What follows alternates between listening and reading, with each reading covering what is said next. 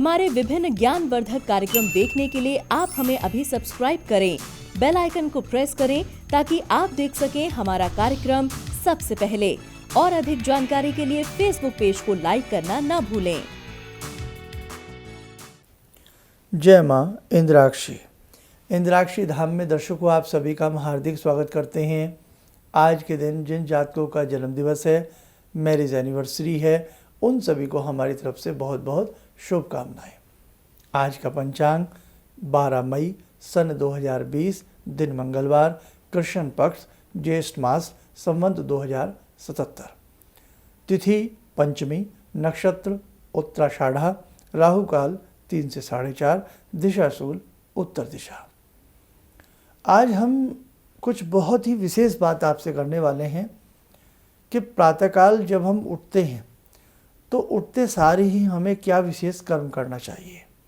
उठते सार ही बिस्तर पर बैठे बैठे हमें क्या ऐसा करना चाहिए जिससे हम अपने जीवन में और दिव्यता ला सकते हैं, जिससे हम अपने जीवन को और वैभवशाली बना सकते हैं। हर व्यक्ति रात को चिंताएं लेकर के सोता है। करीब करीब बहुत कम ऐसे लोग हैं जिनके मन में कोई ना कोई सवाल जवाब नहीं चलते, जिनके मन में किसी बात को लेकर के कोई चिंता नहीं होती।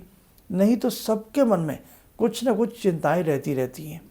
चिंता लेकर के सोते हैं और चिंता लेकर के ऐसे बहुत लोग हैं कि आँख खुलती है, चिंतन में ही आँख खुलती है, चिंता में ही आँख खुलती है। दुख परेशानी किसी न किसी रूप में सबको लगी रहती है। कोई धन से दुखी, कोई तन से दुखी, कोई मन से दुखी, थोड़े थोड़े सब दुखी। किसी न किसी रूप में ये दुख हमारे आड़े आते ही रहते हैं।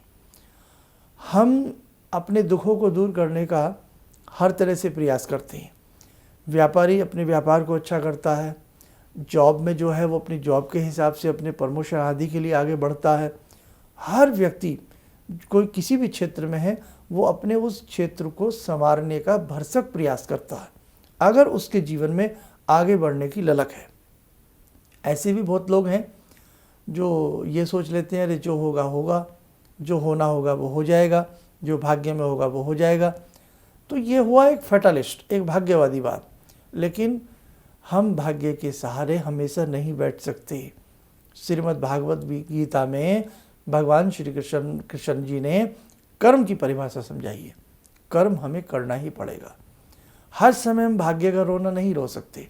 तो आइए दर्शकों, ऐसी कुछ चीज़ें होती हैं, ऐसे कुछ कर्म होते हैं जो जीवन में यदि उन पर थोड़ा सा ध्यान दिया जाए, बातें भले ही छोटी छोटी हों, भले ही आपकी सुनी सुनाई हो, लेकिन अगर उन चीज़ों को सही तरीके से अपने जीवन में उतारा जाए तो कहीं ना कहीं आप शांति का अनुभव या अपने जीवन में विकास का अनुभव अवश्य करोगे। कोई व्यक्ति किसी शक्ति से जुड़ा है, कोई व्यक्ति किसी इष्ट मंत्र से जुड़ा है, आप किसी भी धर्म से हैं, आप किसी भी संप्रदाय से हैं, लेकिन हर व्यक्ति कहीं ना कहीं किसी से जुड़ा हुआ है। अब देखो, सुबह सुबह जब भी आप उठते हैं, अब किसी की रूटीन कितने बजे उठने का है, किसी का कितने बजे उठने का है, मैं सभी के हिसाब की बात कर लेता हूँ। जैसे ही आपकी सुबह सुबह आँख खुले तो आँख खुलते सार ही आपकी पहली दृष्टि किसी शुभ चीज़ के ऊपर जानी चाहिए, या आपकी पहली दृष्टि किसी शुभ चित्र के ऊपर जानी चाहिए, या आपकी पहली शुभ दृष्टि जो आपके इष्ट हैं, जिनकी आप पूजा पाठ करते हैं या जिन्हें आप मानते हैं, जिन्हें फॉलो करते हैं, तो आपकी पहली IQ, पहला जो सबसे पहली एक ग्लिम्पस है, सबसे पहली जो एक झलक है, वो आपकी उस स्थान पर जानी चाहिए। और नहीं तो यदि हम सनातन धर्म के हिसाब से बात करें तो आप जिस रूम में सोते हैं या कहीं भी दूर दराज एक गौ माता का चित्र लगाया जाए। जैसे ही आप उठें तुरंत आपकी निगाह गौ माता के चित्र पर जाए।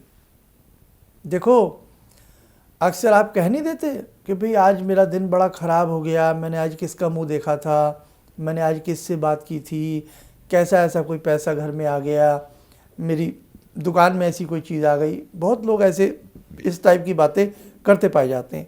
तो कहने का मेरा मतलब कि सबसे पहली दृष्टि आपकी गौ माता के चित्र पर हो या आपके अपने इष्ट पर हो, और इसी के साथ साथ या किसी हरी भरी प्लांट के ऊपर हो। घर में बहुत लोग पौधे रखते ही रखते हैं, तो हरा भरा कोई भी प्लांट हो उसके ऊपर आपकी सबसे पहली निगाह जानी चाहिए। अब एक बात और सुने, घर में कन्याएं हैं, सभी के हैं, सबसे पहली निगाह कन्या के ऊपर जाना भी बहुत शुभ होता है। कन्या शक्ति स्वरूपा है, कन्या देवी स्वरूपा है, कन्या वरदान स्वरूपा है, तो कन्या के ऊपर निगाह जाना भी बड़ा शुभ होता है। आगे बढ़ें। अब बहुत लोग कहेंगे साहब हम चित्र नहीं लगा सकते, या हमारे कोई इष्ट नहीं है, या हम ऐसी व्यवस्था नहीं कर सकते।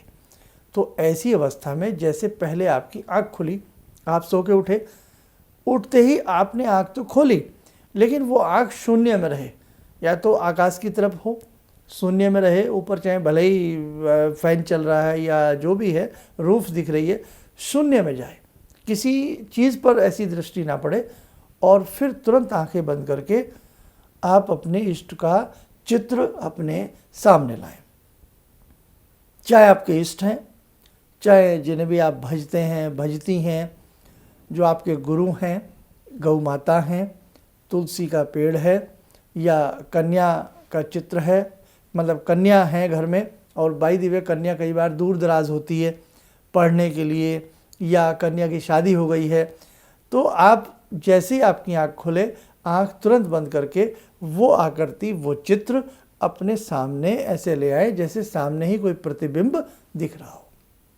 ये बड़ा शुभ होता है। इसके बाद अपनी दोनों हथेलियों को देखें, ये तो अनेकों बार मैंने बताया है, दोनों हथेलियों को देखें और हथेलियों को आपस में रगड़ें। अगर मंत्र आता है कराग्रे वस्ते लक्ष्मी कर मध्य सरस्वती कर मूले स्थित विष्णु प्रभाते कुरुदर्शनम, ऐसा नहीं आता ना सही। अपनी दोनों हाथ की रेखाओं को देखें, क्यों? कर्म प्रधान है, इन हाथों से हम नाना भांति के कर्म करते हैं, अच्छे कर्म करते हैं। तो अपनी हथेली की लकीरों को देखें और उसके बाद अपने चेहरे पर वो हाथ मलें, और जैसे ही बिस्तर से आप पाँव उठाएं, तो यदि आपको स्वर का ज्ञान है, सूर्य स्वर और चंद्र स्वर, हमारे दो स्वर होते हैं। नाक से जो दो स्वर चलते हैं, सांस प्रवास हम लेते हैं, तो हमारा जो दाहिना नथुना है, राइट साइड, वो होता है सूर्य स्वर। लेफ्ट साइड इसको कहते हैं चंद्र स्वर। आया समझ में? राइट सूर्य स्वर और लेफ्ट जो होता है वो चंद्र स्वर होता है। तो वैसे तो सूर्य स्वर में उठना बड़ा अच्छा होता है, लेकिन कोई बात नहीं, आपका जो स्वर चल रहा हो वो पाँव धरती पर पहले रखा जाए और पृथ्वी को 3 बार नमन किया जाए। यदि ये क्रिया आप प्रतिदिन जीवन में अप्लाई करते हैं तो आप देख लेना आपके और कर्म भी बहुत अच्छे अच्छे होने लगेंगे। भाई कहते हैं ना कि कोई भी चीज़ कहीं से स्टार्ट तो होती है। हमारा प्रातःकाल जो प्रारंभ होता है, अब वो बात अलग है कि की नाइट ड्यूटी रहती है, वो बेचारे थोड़ा लेट उठते हैं, तो लेट ही सही, आप जितने बजे भी उठती हैं, आप उसी हिसाब से इस प्रक्रिया को अमल में लाएं। अब स्वर आपको कैसे पता लगे कि मेरा सूर्य स्वर चल रहा है या मेरा चंद्र स्वर चल रहा है, कैसे आपको पता लगे? बहुत आसान मेथड है। अपनी मुट्ठी बंद कर लें और नाक के पास लेके जाएं। आप जब फूंक आपकी निकलेगी, हवा निकलेगी नाक से, तो जिस नथुने से हवा पूर्ण रूपेण भारी भारी बाहर आ रही हो, वो आपका स्वर चल रहा है। आगे समझ में? बहुत इजी है। और स्वर चेंज भी किया जा सकता है, इसकी भी एक विधि है, एपिसोड बड़ा हो जाएगा, वो कभी बाद में बताऊंगा। फिलहाल जो स्वर चल रहा हो उस स्वर वाले पैर को ही ज़मीन पर रखें। और यदि ये स्वर का आपको प्रोसीजर समझ में ना आया हो चंद्र और सूर्य का, तो नहीं तो फिर जहाँ तक मैंने बताया, हथेली आदि को देखने के बाद, चेहरे पर मलने के बाद राइट पाँव ज़मीन पर रखें और 3 बार पृथ्वी माता को नमन करें और उठ जाएं। फिर जो भी आपका कार्य है, नहाना धोना, जो भी आपको करना है वो आप करें। आप इस प्रोसीजर को थोड़ा थोड़ा करना शुरू करिए। और रात को जब आप सोते हैं, तो जिस शक्ति को आप मानते हैं, जिस पावर को आप मानते हैं, तो रात को सोते समय भी कुछ बहुत बढ़िया नियम होते हैं। अभी बताऊंगा, लेकिन समय हो चला ध्यानमाला का। आइए जुड़ते हैं आज की ध्यानमाला में बाबा हनुमान जी से। ॐ अतुलितबलधामं हेमशैलावदेयं धनुजवनकृशानु ज्ञानिनामग्रगण्यं सकलगुणनिधानं वानराणामधीशं रघुपतिप्रियभक्तं वातजातं नमामि। मनोजवं मारुततुल्यवेगं जितेन्द्रियं बुद्धिमतां वरिष्ठं वातात्मजं वानरयूथमुख्यं श्रीरामदूतं शरणं प्रपद्ये। श्रीरामदूतं शरणं प्रपद्ये। रामाय रामभद्राय रामचन्द्राय वेदसे श्रीरघुनाथनाथाय सीताया पतये नमः। श्री हनुमंताय नमः। कवच बना लें, ध्यान करें, बाबा जी का आशीर्वाद हम सबके ऊपर बरस रहा है।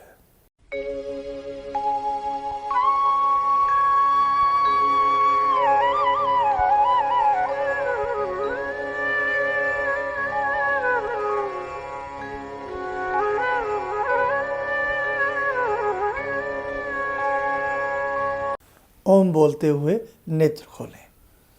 तो जब हम रात में सोएं तो हालांकि चिंता आतुर मन रहता है, तो रात में हमेशा ये प्रयास करना चाहिए कि थोड़ा सा तनाव मुक्त अपने मन को करें, चिंताओं से मुक्त अपने मन को करें। बहुत लोग नींद की गोली लेते हैं, बहुत सारी चीज़ें लेती हैं, लेकिन गहरा सांस 4-5 बार अंदर भरें और शरीर को बिल्कुल शीतल छोड़ दें, बिल्कुल ढीला छोड़ दें। और ढीला छोड़ने के साथ साथ किसी भी मंत्र का पाठ मन ही मन मानसिक जब करते करते सोने का प्रयास करें। शास्त्र कहता है यदि मंत्र करते करते नींद आ जाए और सुबह जैसे ही आँख खोले उस वक्त उस मंत्र को फिर दोहराने लग जाइए तो पूरी रात मंत्र जपना माना जाता है। अब कई बार हम मालाएं गिनते हैं ना कि आज हमने जाप किया, हमारी 15 माला हो गई, आज मैंने गायत्री की 5 माला की, आज मैंने गणपति की 10 माला की, आज जो भी जिस धर्म से आप जुड़े, आज मैंने अपने इस हिसाब से मैंने इतना जप किया, इतना तप किया। तो रात में यदि सोते सोते किसी मंत्र को आप पढ़ते हैं और वो मंत्र ऐसे ही रहे रात भर, तो ये समझ लो आपका नियम और बढ़ जाता, आपको जप की संख्या का लाभ अधिक मिलने लगता है। समझ गए आप।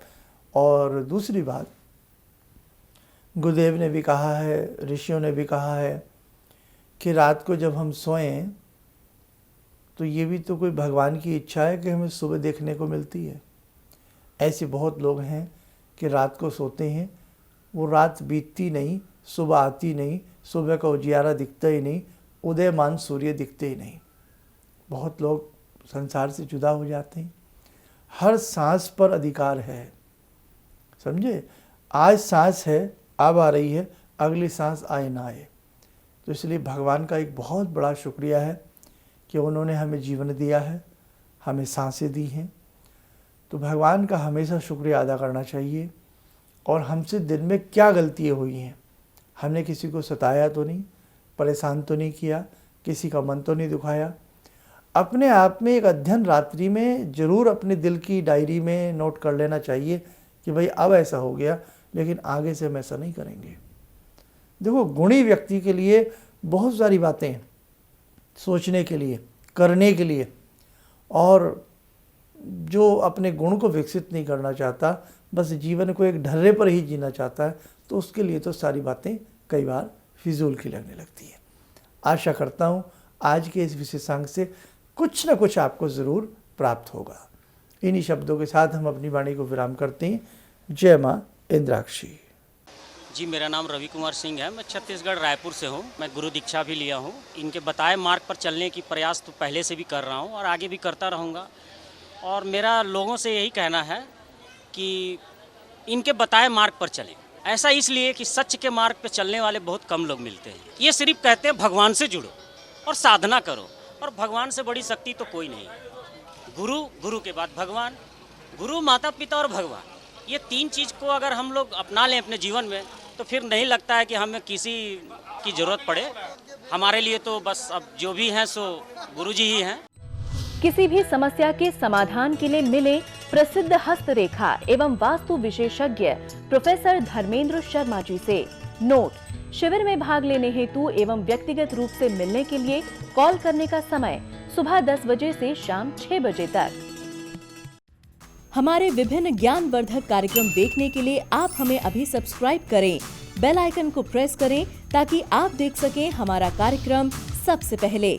और अधिक जानकारी के लिए फेसबुक पेज को लाइक करना न भूलें।